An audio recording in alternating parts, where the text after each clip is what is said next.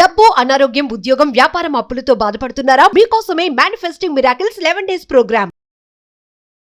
నమస్తే రమ్మగారు. నమస్తే ఏదైనా ఒక మంచి కథ చెప్పండి. పూర్వం అంటే ఒక పల్లెటూరులో రంగనాథం గారిని ఒక మోతుబరి రైతు ఉండేవాడు. ఆయనకి లేక లేక ఒక సౌందర్యవతి అయిన కుమార్తె ఉందట, లక్ష్మి అమ్మాయి పేరు. ఈయన మంచి బాగా సంపాదించాడు, పిల్ల ఒక్కతే. సరే పిల్లకు 15-16 ఏళ్ళు వచ్చేసరికి చుట్టుపక్కల సంబంధాలు వస్తాయి చూడు. చుట్టుపక్కల ఊళ్ళల్లో ఉన్న భూస్వాములు, మోతుబర్లు ప్రతి వాళ్ళు మీ పిల్లని మాకివ్వు అని అడగటం మొదలుపెట్టారు. ఇతను వచ్చినప్పుడల్లా ఏమనేవాడంటే, ఏముందండి నాకున్నదేమో ఒక్కతే పిల్ల, మంచి యోగ్యుడైన వరుడికి పిల్లని ఇవ్వాలని నా కోరిక. ఇప్పుడు ఆ కుర్రాడు యోగ్యుడు కాకపోతే ఈ ఆస్తంతా చేతులు పెడితే నా ఎంతలోకి వస్తాయి, 4 ఏళ్లలో అవగొట్టేస్తారు. సొంతంగా సంపాదించుకునే తెలివి, యోగ్యుడైన వాడు, అలాంటి వాడికి పిల్లనివ్వాలని అనుకుంటున్నానని అందరితో చెప్తూ ఉండేవాడు. ఇలా గడవగా ఒకసారి ఒక 3 యువకులు, మేము చాలా యోగ్యులం, మీ పిల్లని చేసుకుని మేము మీ ఆస్తిని పెంచుతాం, మేము చాలా తెలివిగల వాళ్ళం, మంచివాళ్ళం అని అందరితోటి యోగ్యతా పత్రాలు కూడా పుచ్చుకుని, ఈ పిల్లాడు చాలా మంచివాడు, ఈ అబ్బాయి చాలా మంచివాడు అని అలాంటి సర్టిఫికెట్లు తీసుకుని 3 వచ్చారు. వస్తే సరే ఇతను 3 బాగున్నారు, 3 కాస్త చక్కటి వాళ్ళు, చూడడానికి బాగున్నారు, ఆస్తిపాస్తి ఉన్నవాళ్లే, మరి ఎంతో కొంత చదువు ఉంది, చుట్టాల పక్కాల్లో వాళ్ళ వివరాలన్నీ అందరూ సర్టిఫై చేశారు, వీళ్ళ అబ్బాయి మంచివాడని. మరి ఇప్పుడు మంచివాడంటే 3 మంచివాళ్ళలో ఒక మంచివాడిని తీయటం ఎలాగా, కష్టం కదా. అయితే ఈయన ఏమన్నాడు, మీ ఆస్తిపాస్తులు మీ నాన్నగారులు పరువు మర్యాదల మీద ఆధారపడకుండా నెల తిరిగేసరికి 100 రూపాయలు సంపాదించి పట్టుకురండి. ఈ రోజుల్లో అయితే 10 లక్షలు అలా చెప్పాలేమో, 1,00,000 అయినా అని చెప్పాలేమో, మరి పాతకాలం కదా, ఇప్పుడు 60లో కథ కాబట్టి 100 రూపాయలు అని చెప్పారు. 100 చాలా పెద్ద అమౌంట్ అప్పటికి. మనకి ఇప్పుడు ఏమొస్తాయి 100 రూపాయలతో? అది పరిస్థితి. కొన్ని కేజీ పళ్ళు కూడా రావమ్మా. అది పరిస్థితి. అది మన పరిస్థితి. అది 100 సులువు, చిన్న సంచిలో పెట్టే కూరలు మాత్రమే కొనగలుగుతున్నాం మనం. సరే చెప్పాడు. చెప్తే 3 అబ్బాయిలు బయలుదేరారు, తలా ఒకవైపుకి వెళ్ళారు. మొదటివాడు సారంగపాణి, ఆ అబ్బాయి పేరు. ఈ సారంగపాణి ఏం చేశాడు, వెళ్తున్నాడు ఒక ఊళ్ళల్లో నడిచి వెళ్తాడు, డబ్బు సంపాదించడం ఎలా అని ఆలోచిస్తుంటే అతనికి ఒక చెరువు గట్టు మీద పక్కన ఇంత కొయ్య బొమ్మ దొరికింది. ఊరికి కూర్చుంటే అక్కడ కనపడింది. ఏమిటా అని బొమ్మను తీసి చూశాడు. అదొక దేవతా విగ్రహం. మరి చెరువులో పైనుంచి కొట్టుకొచ్చిందో, ఎవరైనా సామాన్లు ఇల్లు ఖాళీ చేస్తూ అక్కడ పడేశారో తెలియదు, కానీ ఇతను ఆ బొమ్మని శుభ్రంగా చెరువులో తీసుకెళ్ళి బాగా శుభ్రం చేసి చూశాడు. కన్ను ముక్కు బాగుండి మరి అటు ఇటుగా కొంచెం నదీ దేవత విగ్రహాల్లాగా కనపడుతోంది. ఈ అబ్బాయి ఏం చేశాడు, ఆ ఊళ్ళోకి నడిచెళ్ళి ఊళ్ళో ఒక రావి చెట్టు దగ్గర ఒక పక్కన ఒక చెరువు కూడా, ఆ చెరువు గట్టు మీద ఆ విగ్రహాన్ని పెట్టి ప్రతిష్టలాగా పెట్టేసి, మరి ఆ పక్కనున్న దేవాలయంలోకి వెళ్ళి పసుపు కుంకుమ పట్టుకొచ్చి అమ్మవారి ముఖానికి ఇవి దేవతా విగ్రహాన్ని పసుపు రాసేసి బొట్టు పెట్టి అక్కడ పెట్టాడు. రావి చెట్టు కింద కూర్చున్నాడు. కూర్చుంటే వాళ్ళు వీళ్ళు, బాబు ఎవరినైనా అని ఏదో అడిగితే, నేను మా గురువుగారితో కలిసి దేశాటం చేస్తున్నానండి, గంగామాత విగ్రహం దొరికింది నాకు, ఇదిగోండి ఈ చెరువు గట్టు మీద తెచ్చిపెట్టాను అనగానే ఒకళ్ళు ఇద్దరు చూశారు. అమ్మవారి జీచి కళకళ్ళాడిపోతుంది, చెక్క బొమ్మ. గంగామాత విగ్రహాలు చెక్కల మీద ఉండటం కద్దే కనపడతాయి. ఆ వచ్చిన వాళ్ళు అబ్బో ఎంత బాగుంది అని దండం పెట్టారు. చెరువుకు వచ్చిన వాళ్ళు ఓ బిందెడు నీళ్లు తెచ్చిపోసారు, మళ్ళీ కాస్త పసుపు రాసి బొట్టెట్టారు. మరి ఆటితో పోయేవాళ్ళు ఓ టెంకాయ కొట్టారు, ఇటు వచ్చేవాళ్ళు 4 అరటిపళ్ళు తెచ్చిపెట్టారు. వారం తిరిగేసరికి ఈవిడ తీర్థ ప్రజలాగా ఆవిడ దగ్గరికి జనం రావటం మొదలెట్టారు. చెరువు దగ్గరికి వచ్చిన ప్రతి వాళ్ళు ఓ పావలా 10 పైసలు వేయటం మొదలుపెట్టారు. మెల్లిగా అక్కడ హుండీ పెట్టారు. 10 రోజుల్లో ఈయనకి 3 శిష్యులు ఏర్పడ్డారు, ఈ సారంగపాణికి. మరి అతనికే కదా దొరికింది, ఏం పెద్ద మంచి మాటలు అవి చెప్పేవాడు కాదు, దండం పెట్టుకుని కూర్చునేవాడు రావి చెట్టు కింద. వచ్చిన వాళ్ళంతా ఏవో 10 రూపాయి, పావలా 10 పైసలు, 5 పైసలు కానీ అర్ధనా వేయటం మొదలుపెట్టారు. ఒక వారం 10 రోజులు తిరిగేసరికి ఇతను అందులోంచి కొంత డబ్బు తీసి విడిగా పెట్టడం మొదలుపెట్టాడు. గంగామాతకి గుడి కట్టాలి అని ఒక స్లోగన్ మొదలుపెట్టాడు. 3 శిష్యులు దాన్ని బలపరిచారు. 22 డేస్ అయ్యేసరికి పక్కన తీసిపెట్టిన డబ్బులు 100 దాటినాయి. వచ్చేస్తాయి అట్లాగే. అవును, ఎన్ని దేవాలయాలు చూడలా మనం. 26వ రోజుకి అక్కడ హుండీ నిండిద్ది, ఇతని దగ్గర 100 ఉంది. 26వ రోజున ఇతను ఏం చెప్పాడంటే, నేను వెళ్ళొస్తాను నాయన, గురువుగారు స్వప్నాదేశం ఇచ్చారు, నన్ను కాశీ రమ్మన్నారు, అమ్మవారికి గుడి కట్టించే బాధ్యత మీదే. రోజులు ముందుకెళ్ళాక మీలో ఎవరు తపస్సు ఎక్కువ చేస్తే వాళ్ళని గురువుగా భావించి మిగిలిన వాళ్ళిద్దరూ శిష్యరికం చేయండి, ఈ అమ్మకి ఇక్కడే గుడి కట్టండి అని చెప్పి ఆ 100 రూపాయలు పుచ్చుకుని నడిచి వెనక్కి వచ్చేసాడు. 5-6 ఊళ్ళు మారాడు. అతను ఈ ఊరు వాడని ఎవరికీ తెలీదు. పైగా జుట్టు గడ్డము పెరిగిపోయి ఉన్నాయి, ఏదో లేత రంగు బట్టలు వేసుకున్నాడు, కావిగుడ్డల్లాగా ఉన్నాయి. ఇంటికి వెళ్ళాక మంచి ప్యాంటు షర్టు వేసుకుని హెయిర్ కట్ చేసుకుంటే అతను గుర్తు కూడా పట్టి వెళ్ళిపోయాడు, డబ్బులు పుచ్చుకుని. అయిపోయింది. అక్కడి నుంచి ఇందులో రెండో వాడు సుబ్రహ్మణ్యం. ఈ సుబ్రహ్మణ్యము సంపాదించడానికి మార్గాల కోసం తిరుగుతున్నాడు. ఏమీ పని దొరకలా, ఐడియా రాలా.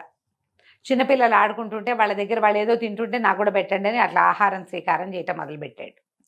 8-10 రోజులు గడిచినాయి. అతని వల్ల కాల. ఇది నా వల్ల కాదు, ఇంటికి వెళ్ళిపోదాం అనుకున్నాడు.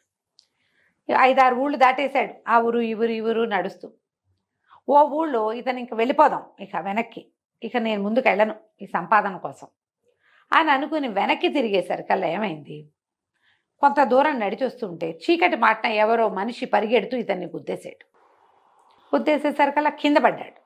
ఇతను అతన్ని లేవదీసే లోపల వెనక నుంచి పెద్ద పెద్ద కేకలు వినపడ్డాయి, పట్టుకోండి పట్టుకోండి, దొంగ దొంగ, వాడు దొంగ అనేసరికల్లా ఇతను గట్టిగా పట్టాడు. అవతల వాడు 2 గుద్దులు గుద్దేశాడు. ఇతన్ని పట్టుకుంటున్న వాడిని కొట్టేసరికల్లా ఈ సుబ్రహ్మణ్యం కొంచెం గట్టివాడే. అతను ఆ దొంగని పెడరక్కలు విరిచి పట్టేసుకున్నాడు. మోకాలతో మోచేత్తో దొరికిన చోటల్లా పట్టేశాడు. ఆ అవతల కేకలు పెడుతున్న వాళ్ళకి పట్టుకున్నాను రండి రండి రండి అంటే వీడి దగ్గర ఒక కత్తి కూడా ఉంది. ఈ పరిగెత్తుకొస్తున్నది దొంగ దగ్గర. సుబ్రహ్మణ్యంకి ఒక చిన్న గాయం కూడా అయింది. కానీ అతను వదిలిపెట్టల, సాహసి, పట్టుకున్నాడు. వాళ్ళు పరిగెత్తుకుంటూ వచ్చి ఈ గట్టిగా వెనక నుంచి పట్టుకున్నాడుగా, అతన్ని స్వాధీనం చేసుకున్నారు. బాబు ఎవరండి మీరు, ఏ ఊరు మీది, ఈ ఊరు వాళ్ళే లేరే అని కనుక్కున్నారు. ఏదో పై ఊరు, ఏదో పని కోసం ఈ ఊరు వచ్చానని చెప్పేసరికి రండి జమీందార్ గారి దగ్గరికి వెళ్దాం. వీడు జమీందార్ గారింట్లో కత్తి చూపించి నగా నట్రా కొట్టేశాడు, వాడి బట్టల్లో ఉన్నాయి ఆ నగలన్నీ అని చెప్పి చెక్ చేసి నగలు ఉండటం చూసుకుని ఈ సుబ్రహ్మణ్యాన్ని కూడా మోసపోయారు జమీందార్ గారి దగ్గరికి. ఆ జమీందార్ గారు చాలా సంతోషించి, నాయన భలేవాడిపోయి నువ్వు ఈ 100 ఉంచు అని 100 రూపాయలు చేతిలో పెట్టాడు. సుబ్రహ్మణ్యం అనుకున్నాడు, ఇవాళ నక్కని దొక్కాను, అదృష్టం కలిసి వచ్చింది, అంతేగా, ఇలాగే కలిసి రావాలి మనకెప్పుడో అని ఆ 100 జేబులో పెట్టుకుని వెనక్కి తిరిగి వచ్చేసాడు. ఇక 3వ వాడు, ఇతని పేరు గురునాథం. ఈ గురునాథము ఆ ఊరు ఈ ఊరు తిరుగుతూ వెళ్ళాడు. ఎవరో వ్యవసాయ పనులు చేసుకుంటుంటే వాళ్ళకి సహాయం చేశాడు. వాళ్ళు భోజనం పెట్టారు. పై ఊరు వెళ్ళాడు. అక్కడ ఏదో గడ్డివాము కట్టేస్తుంటే ఆ గడ్డివాము పని కూడా చేశాడు. 16 రోజులు గడిస్తే ఈ 15 రోజుల్లో అతను శుభ్రంగా సుష్టుగా తిన్నాడు ప్రతిరోజు. డబ్బులు 5-6 రూపాయలు కూడా అతని దగ్గర చేరల. తిండి గడుస్తోంది కానీ డబ్బులు రావటం. ఇవి ఎట్లా వస్తాయో అతనికి తెలియలే. 15 రోజులు అయిపోయింది. అయితే ఇతను ఒక ఊరు మారుతుంటే ఒక జట్టు, ఒక 6-7 మనుషులు కూర్చొని మాట్లాడుకుంటున్నారు. ఏమిటి అని కనుక్కున్నాడు. ఏంటండి అనేసరికి వాళ్ళు అన్నారు, బాబు మేము వంట జట్టు వాళ్ళము, ఇంకొక 2 మనుషులు రావాల్సింది, వాళ్ళు రాకపోతే మా పనులు ఆగిపోతాయి, వాళ్ళ కోసం చూస్తున్నాం, వాళ్ళేమో హ్యాండ్ ఇచ్చి ఇంకో జట్టుతో పోయారు, మనుషులు లేక వస్తున్నాను ఆయన, పెళ్ళి చాలా పెద్దది, 16 రోజులు అక్కడ పని చేయాలి మేము అనేసరికి ఇతను ఏమిస్తారండి అన్నారు. రోజు కూలీ ఇస్తాం నాయన, భోజనం గడిచిపోతుంది, పెళ్లి భోజనాలు కదా, రోజు కూలీ ఇస్తామంటే నేను పని చేస్తాను, నన్ను తీసుకెళ్ళండి అన్నాడు. తనకి వంట ఏం పెద్దగా రాదు, కానీ పై పని చేయాలి కదా. వంటశాలలో గుండిగలు దించటాలు, కూరలు కలపటాలు, కూరలు తరగటాలు, ఈ వస్తువు ఇక్కడి నుంచి అక్కడికి మోయటం, వడ్డనలు చేయాలా, పైన కర్ర పెత్తనం, వస్తువులకి కాపలా, ఇన్ని పనులు చేస్తే అవుతాయి. ఇతను వాళ్ళ దగ్గర అన్ని రకాల పనులు చేశాడు. ఆ కాలంలో చెరువు నుంచి నీళ్లు తెచ్చుకొని వంటకేసుకోవాలి, లేదా బావి నుంచి తోడాలి. బలశాలు అయితే కానీ ఆ పనులు కుదరవు. సుష్టుగా భోజనం చేయటం, శుభ్రంగా పని చేయటం, ఒళ్ళు దాచుకోకుండా పనిచేసి 100 రూపాయల పైన సంపాదించుకున్నాడు అతను. 16 రోజులు పెళ్లి కదా, 16వ రోజుకి ఇతని నెల పూర్తయింది. వాళ్ళ దగ్గర 100 రూపాయల పైనే ముట్టినాయి అతనికి. పెళ్లి వాళ్ళు కూడా ఏదో బహుమానం చేశారు, 100కి పైనే వచ్చింది. ఆ డబ్బులు పుచ్చుకుని వెళ్ళాడు. సరే, 3 అబ్బాయిలు ఈ మోతుబరి గారింటికి చేరారు. చేరితే ఆయనకి ముగ్గురు 300 ఇచ్చారు. నాయనా ఈ డబ్బులు మీరు ఎట్లా సంపాదించారో చెప్పండి. 3 కథలు విన్నాడు. నిజాయితీగా చెప్పాలిగా. 3 కథలు విన్నాడు ఆయన. విని నేను గురునాథానికి మా అమ్మాయిని ఇస్తాను నాయన అని చెప్పాడు. మొదటివాడు సారంగపాణి కపటి, మోసగాడు. అతను ప్రజల్ని మోసం చేసి డబ్బు సంపాదించే విధానం తెలుసు అతనికి. ఓ విగ్రహం పెట్టి ఏమీ లేనిది చెరువుగట్టున ఊరికే అనాథగా పడున్న ఒక చెక్కబొమ్మని చేసి ఆ ఊరి ప్రజలందరినీ మోసం చేశాడు కదా. వాళ్ళ దైవం అనే ఎమోషన్ మీద ఆడుకున్నాడు. వీడిని నమ్మచ్చా? రేపొద్దున ఇలాంటివి ఎన్ని ప్లే చేస్తాడు. ఇది కాబట్టి పెద్ద అబ్బాయి వద్దు. రెండో అబ్బాయి కేవలం అదృష్టాన్ని నమ్ముకుంటాడు.